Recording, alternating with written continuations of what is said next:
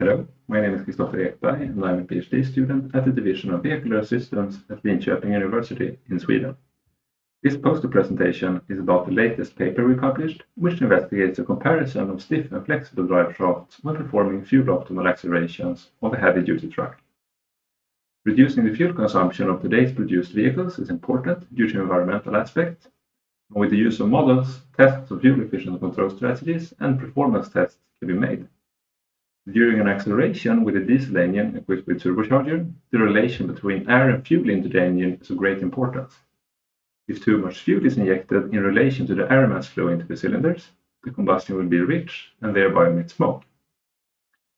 So during an acceleration, the target is to increase the vehicle speed, and the time it takes to accelerate the vehicle depends on, for example, the control inputs to the engine and the gear selections made.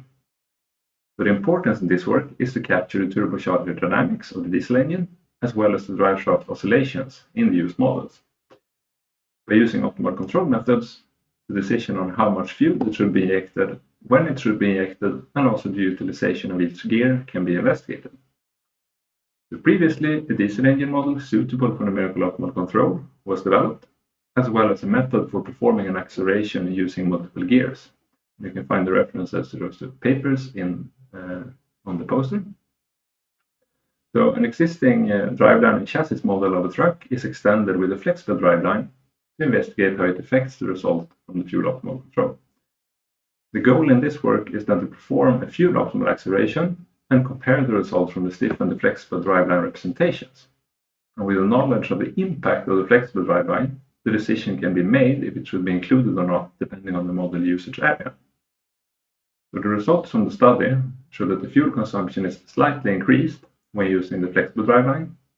This is due to the dampening element introduced in the model, which dissipates energy.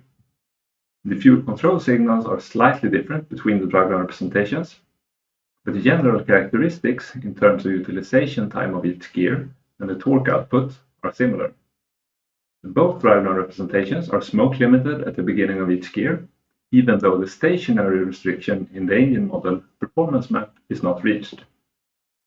When using the flexible driveline, oscillations are introduced in the end of each gear, and the reason for these oscillations is most probably the possibility to traverse the engine map in a torque speed direction, and by doing this, time can be spent at areas with higher efficiency during the acceleration. So, thank you for listening, and if you're interested in this, please read the paper.